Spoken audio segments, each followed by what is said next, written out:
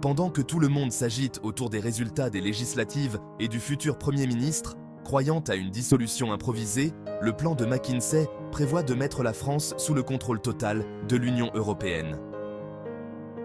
Je vais cependant énumérer toutes les options avant de parler comment Macron envisage de diluer la France dans l'Union européenne.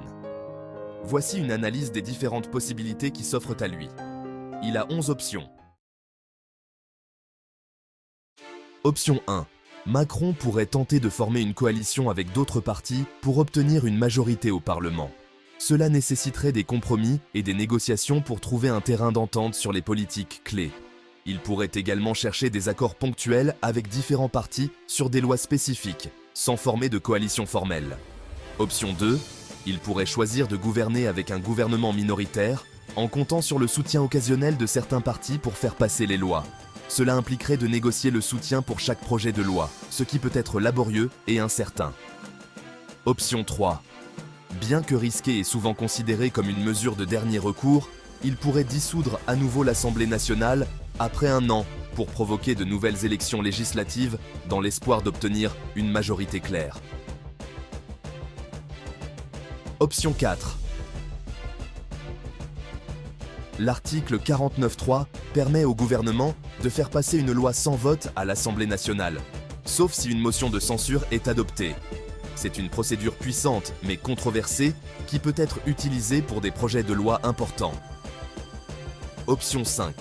L'article 16 de la Constitution permet au président de prendre des mesures exceptionnelles en cas de menace grave et immédiate contre les institutions de la République. Cependant, cela est réservé à des situations de crise extrême et son utilisation doit être justifiée par des circonstances très spécifiques. Option 6. Il pourrait lancer des consultations et des dialogues avec les principales forces politiques, les syndicats, les associations et la société civile pour trouver un consensus sur les grandes réformes nécessaires. Option 7. En cas de blocage parlementaire, le président peut demander au Parlement de légiférer par ordonnance sur des sujets précis, permettant une adoption plus rapide de certaines réformes. Option 8. Macron pourrait organiser des référendums sur des questions clés pour contourner le blocage parlementaire et obtenir une légitimité directe du peuple pour certaines réformes. Option 9. Il pourrait proposer des réformes constitutionnelles pour modifier le fonctionnement des institutions et adapter la Constitution aux nouveaux défis politiques et sociaux. Option 10. En cas de blocage politique insurmontable et si aucune des autres options ne permet de stabiliser la situation, Macron pourrait choisir de démissionner. Cela provoquerait une élection présidentielle anticipée et pourrait potentiellement restructurer le paysage politique. La démission du président provoquerait une période de transition où le président du Sénat assurerait l'intérim jusqu'à la tenue de nouvelles élections présidentielles. Cette option pourrait être vue comme un aveu d'échec, mais pourrait aussi offrir une chance de renouveau politique. Option 11. La France, avec un déficit budgétaire de 5,1%, dépasse de 2,1% le seuil autorisé par les critères de Maastricht. Cette situation pourrait conduire à une mise sous tutelle de l'Union européenne. Si la France est placée sous tutelle, elle pourrait être contrainte de suivre des recommandations strictes de l'UE pour réduire son déficit. Cela pourrait limiter la marge de manœuvre du gouvernement pour mettre en œuvre ses politiques économiques et sociales.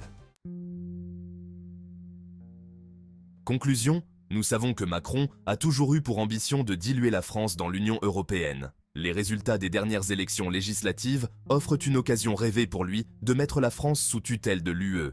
En cas de blocage politique insurmontable et avec un déficit budgétaire dépassant les seuils autorisés, cette mise sous tutelle pourrait devenir une réalité. Dès lors, Macron pourrait choisir de démissionner de la présidence française pour saisir une opportunité au sein de l'Union européenne.